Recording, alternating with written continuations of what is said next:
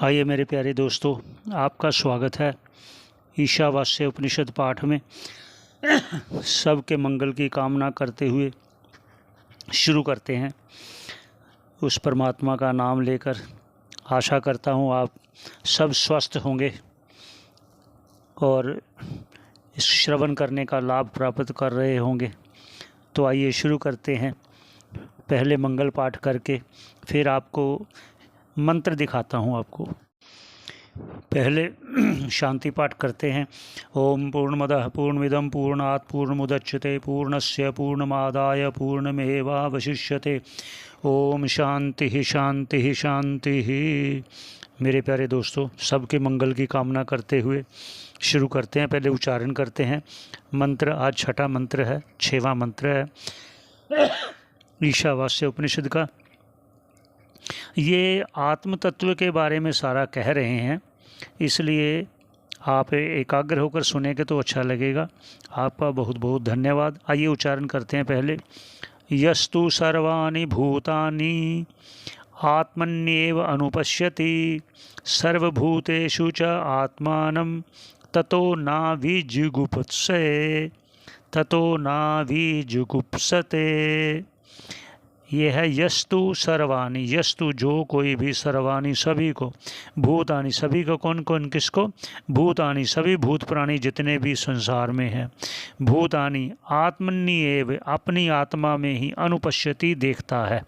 सर्वभूतेषु और सभी भूतों की, और आत्मानम आत्मा को अपनी आत्मा में देखता है, और अपनी आत्मा को सभी भूतों की आत्मा समझता है, और सभी भूतों की आत्मा अपनी आत्मा समझता है।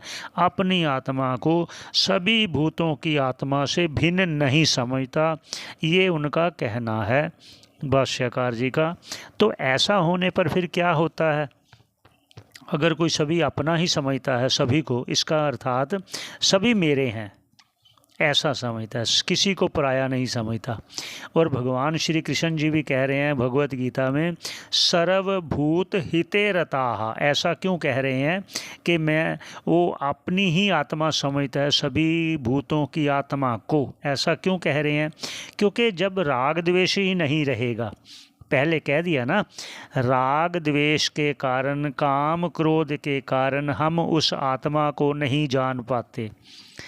ऐसा कह चुके हैं पहले। कठोपनिषद में भी यही कहा गया है। सभी उपनिषद एक ही बात को कह रहे हैं, लेकिन अपने अपने शब्दों द्वारा, अपने अपने एक शैली द्वारा, ताकि कौन सी शैली किस प्राणी को लाभ पहुंचा जाए, इसलिए हर तरह से वो समझा रहे हैं। ऐसा समझने वाला जो अपनी ही आत्मा को दूसरों की आत्मा जैसा अभिन्न समझता है कि वो मुझसे अलग नहीं है। भगवान राम भी कह रहे हैं, मैं और मोर तोड़ते माया। यही माया है कि ये मैं हूँ, ये मेरा है, ये तू है, ये तेरा है। भगवान भी लक्ष्मण जी को यही कह रहे हैं।